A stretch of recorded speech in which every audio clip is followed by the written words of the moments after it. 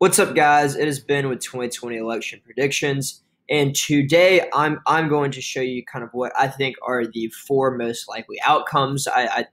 Well, one of them is kind of what y'all picked, which is the predicted outcome, but then I came up with two of my outcomes that I think are likely, and what you're looking at right now is kind of what Nate Silver and the people at 538 think will happen. Um, Nate Silver right now only gives Trump a 12% chance to win, which I think is low.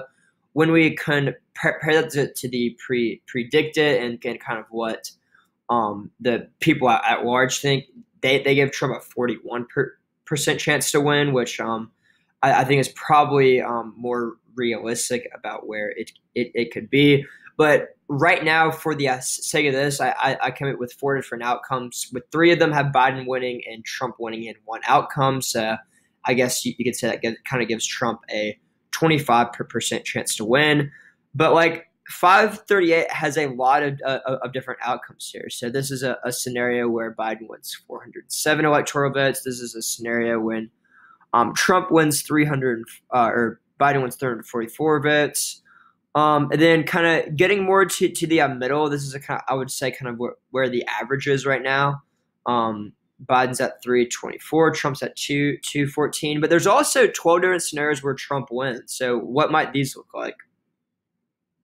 This is where Trump wins Pennsylvania, New Hampshire, and Florida. So very likely. And in Trump's kind of most landslidey outcome, when he wins by over 100 electoral votes, he would win New Mexico and Colorado, which I don't think is probably likely at this point, just kind of like Biden winning states like Tennessee and Louisiana isn't likely. But I think that probably we're going to see something closer, kind of more in this end right here. So going off to our first map that I kind of want to look at, this is where 538 has it right now.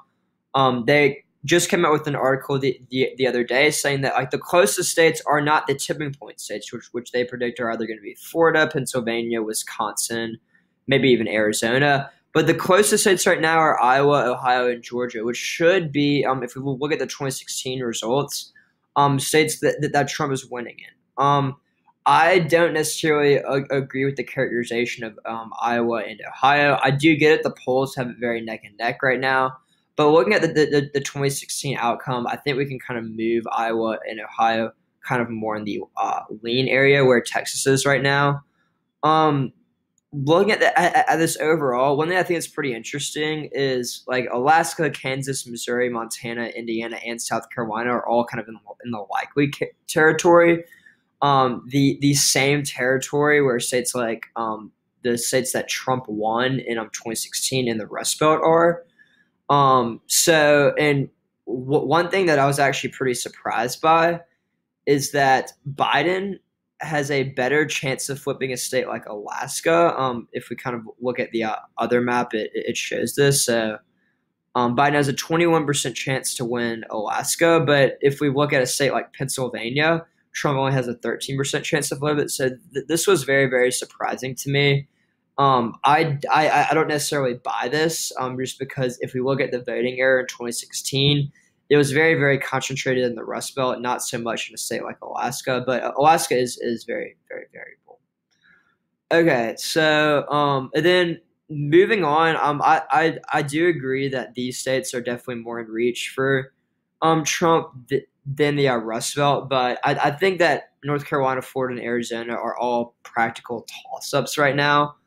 And then these states would probably be like more lean in Biden category, not likely. Like I wouldn't put Virginia and Pennsylvania in the same category whatsoever, just because I think that Virginia is kind of a safe Biden state, while Pennsylvania is definitely in reach for President Trump. Looking at the predicted numbers, we can see overall that this is vastly different. We have a 22% difference here. If we kind of look at the overall between here, this is almost like a 75% difference. So just right off the bat, that is very different. Some changes recently in this map. So we've seen Pennsylvania go more in Biden's direction kind of in the last 30 days. it was as low as like 59-42, and we can see that it might be getting closer. It's 65-38 right now, so only 25% difference. Um, we do see it going up, and I think it's gotten closer recently. We can see this is kind of the volume, and this has got to be due to kind of the voter registration data that's come out that actually showed that the Republicans have been closing the gap there. Also, one thing that's interesting to look at is how much Florida has changed over the last 30 days. So this is one other state where kind of the voter registration data has changed, I think, a lot. We can see the volume here. So at one point, Biden was at 59% chance to win, and then earlier Trump was up. Now we can see that Trump is at 54%, which is definitely a big change. And this isn't necessarily due to the polling data. Over here it was. This is due to the voter registration data, which shows that the Republicans have closed the gap even more. It's closer than it's ever been in past previous elections here. Same with North Carolina.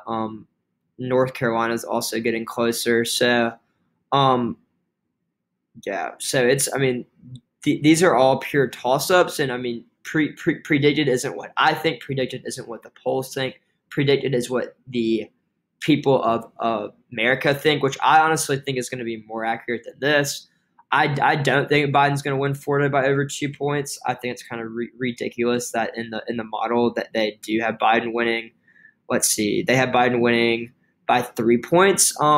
Neither candidate has won Florida by over 2 points in the past like 25 years. So I don't expect that to change now.